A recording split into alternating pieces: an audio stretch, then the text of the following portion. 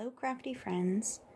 I wanted to show you today my Spectrum Noir Triblend pens that I got. I've been playing with them a little bit this week and I really like them. I've not really tried coloring in this way before, so this took a lot of the guesswork out of it, which made me very happy. So if any of you aren't familiar with the Triblend markers, I'm sure many of you are, but this is essentially how they come. They're a hexagon barrel, and you've got all three colors that blend together nicely in one pen. So light, mid, dark. And you can see they've got all the color codes right on the pen. I really like the color coding system Spectrum Noir uses. I was trying to kind of weigh out my options and maybe get the Yoo-hoo-hoo markers or maybe start a collection of Copics, but both of those were kind of a little bit of a, well, they were a big investment without me really knowing if I liked it. So I like these pens so much, I'm considering getting the collection. So here's what I've got. Sorry, extreme close-up. So I actually had some Spectrum Noir pens already. I managed to snag these at Winners. And I don't know if you can really tell, this one's a regular pen. So the difference between the Triblend and the regular pen is the regular pen has a chisel tip and a bullet tip, and all of the Triblends only have bullet tip. The other difference is the height. I don't know if you can really see that. I don't mind the height. The Triblend marker is about, I don't know, maybe a cap and a bit bigger than the regular pen, but the coding systems on both are the same. Where is my, so this is EB1,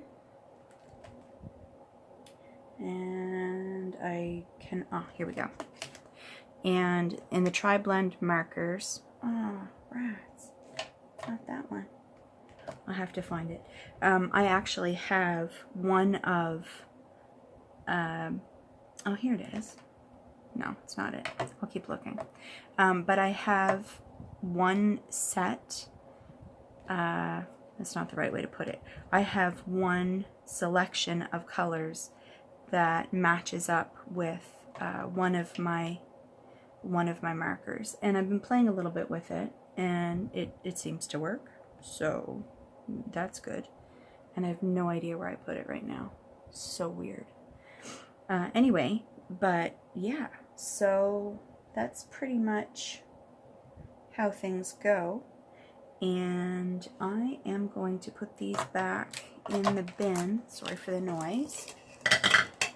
And I'm also sorry if you can hear kind of a whirring in the background. It's crazy hot here today, even though it's only 6:49 in the morning. Our temperatures the last few days have been 36 with the humidex, so I had to put the fan on because even though it's early morning, it's really hot. So I started to color already, and if you saw the image at the beginning of the video, these are going to look familiar. I'll explain this one in a minute. So these are some images that I was that were gifted to me, and I really like the way the shading worked on the truck. I don't have any green in any of the collections, but I'm thinking I'm going to order some soon. But I really like the way it blended, so I was happy with that one.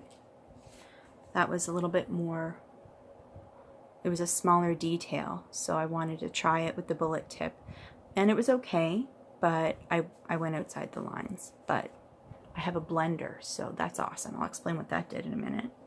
These I was very happy with. So again, images that were gifted to me. Here, I'll do this one first. Very nice job on the blending.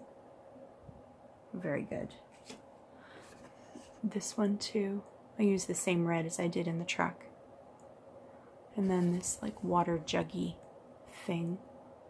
That one actually had a boo-boo in it, but I'm thinking I'll probably use it anyway. Fussy cut them out. And then I played with flowers. Whoops. So, sorry, that one's shaking. Really like this one. It's very subtle, but I kind of like that it's subtle and it's not in your face. Sunflower, very happy with. Very, very happy with. And then ignore these. These are these were actually from another video that never got posted. But this was me playing with other markers and watercolors and stuff.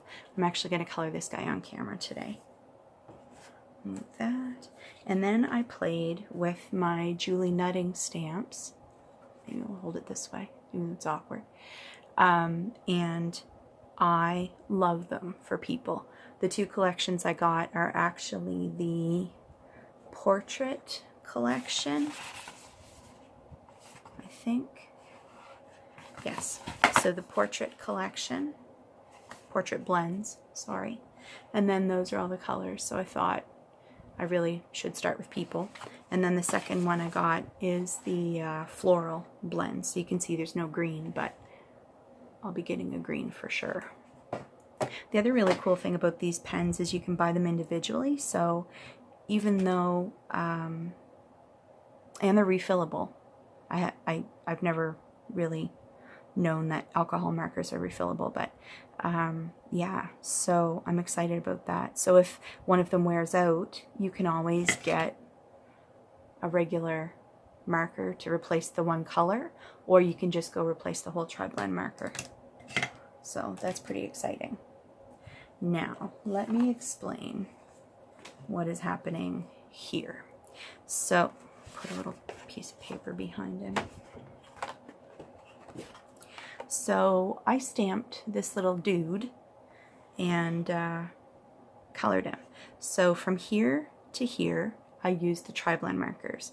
From here to here, which is just basically the pants, I used the Artist Loft markers that I found at my dollar store, and the blue bled so badly. You can see it actually bled into his shirt. It was all over the page. So I'm thinking those markers I may just end up bringing to school and let the kids play with them. But yeah, so this was great. And then when I even tried to go in and fix, and fix the blue, the bleeding from the blue with a blender, it didn't help it. It actually made it worse. So for those of you that don't know this, a blender marker is not for blending.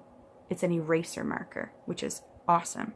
So that was special. So I'll be getting rid of the markers that did this, which is a shame because I don't have any blue in my collection right now, but it is what it is. So let me show you how they work. So I'm going to color my little Yorkie dog here, so you'll be able to see how they compare. So I'm going to pull some colors. I'll pull the blender, of course. Let's go for, let me just pull this. So it'll probably end up being the portrait blends. Let's go for, what are you? Tan blend? Nah, not quite. I'm going to pull my regular marker here. Because, oh, this is the one that works. So it's the EB collection. It's Earth Brown. So in the EB, I already have, in my Triblend, I have EB1, EB2, and EB3, and EB7. So we'll pull those, because those are good colors for Yorkies. And golden brown, and maybe also fair skin. Now the only other one that I should have that I don't have is a gray. I do have these two. These are blue gray 1 and blue gray 3. Yeah, let's just pull those and we'll see. All right. So according to the instructions that come in the packaging, you need to start with the light, color the whole thing with the light, color the only the shadowed areas with the dark, go in with your mid, and then go over everything again with your light. So we'll do that. And I'm going to speed you up, so.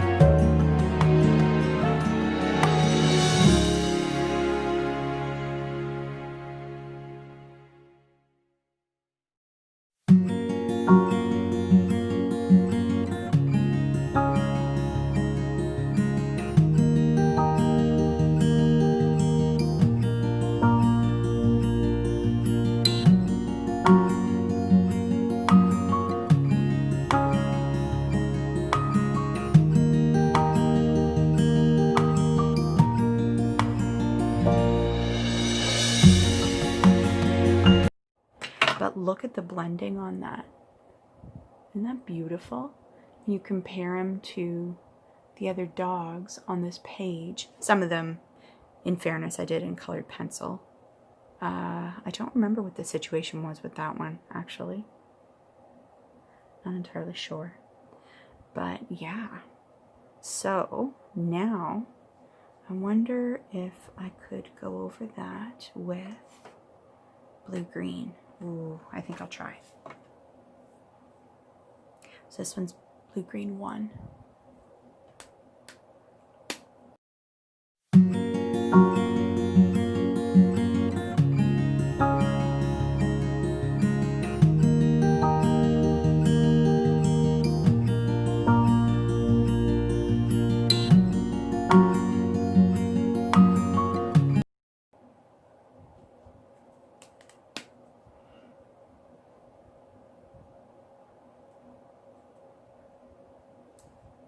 I think I'm actually going to stop there. I don't want to keep going.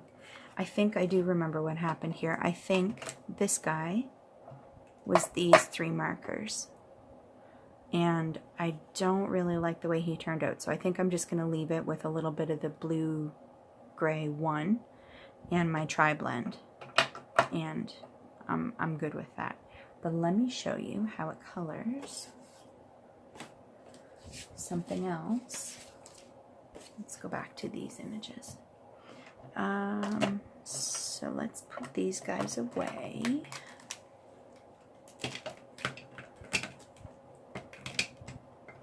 And I'll show you how it colors.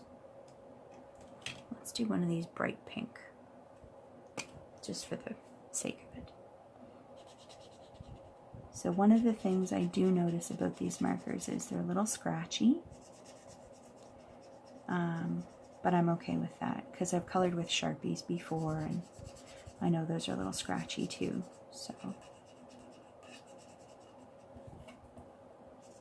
I don't know what kind of cardstock this is, but this is watercolor paper. It's the Michaels brand. It's the Carson watercolor paper, 140-pound weight. And the markers did really well on it, actually. I should probably have a piece of paper under this.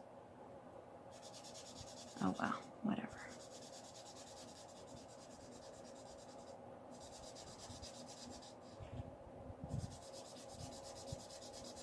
So again, I'm going in with the light.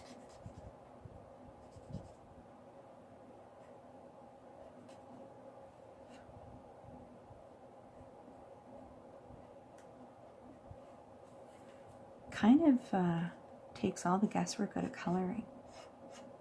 And the price point of these was not too bad when you consider when you buy like a Copic marker, it's probably $8 or $9, and you only get one color. But with one of these, it's about $6, I think is what it worked out to be, and you get 3 colors, and they're already picked for you.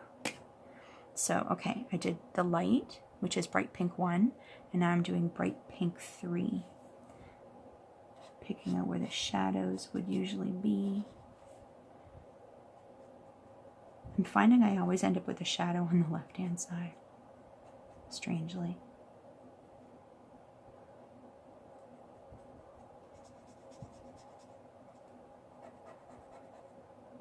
Yeah, so if any of you are alcohol marker coloring enthusiasts, let me know.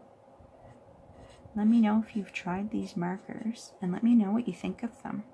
And if you've got other markers, let me know how they compare, because I don't think I'm going to get any Copics to compare them. I just kind of feel like they're too they're too pricey, for one. And also, I have major OCD issues, so if I do end up liking them, I know I'm going to want to have the whole collection. And frankly, I don't really have the storage for all those markers. So, all right, so we did bright pink 1, bright pink 3. Now I'm going to go in with the mid color.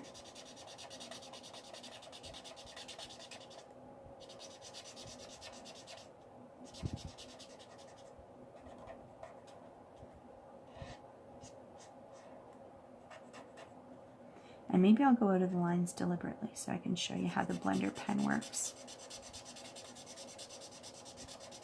I've also noticed that the more you go over something, the more the inks layer. So if you're finding you've got a really defined line, go over it again. But when you go over it the last time with the light color, everything tends to work out. So, all right. So there's the the mid color done. Now we'll go back over the whole thing with the light color. So even if I left it like that, well, if I left it like that, it would look really weird, but the light color layers over the first layer of light color, and it seems to bring everything together. And again, because I have that pretty visible line, yeah, they're quite squeaky.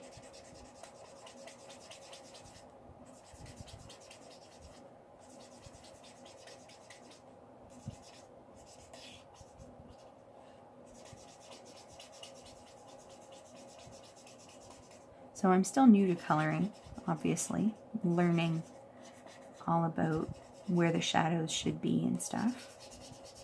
Let me see if I can find a couple of videos to watch to just perfect where things are. So there you go. So that's just this marker. And look at the blending. All right, now let's tackle that. So I'm going to grab my blender pen. Let's use the chisel tip. I haven't played with that yet. So I think what you're supposed to do is push the ink back in. I don't really know if you can see that. So I did right there. So let's tackle this smudge. I don't know how much it's going to erase it. So what happens is oh wow. So what happens is it goes clear, or actually not clear. The marker goes on and it looks kind of like a wet spot. And then you basically let it dry and you keep going over it to erase a little bit more every time. And the chisel tip, as you can see, has no marker on it.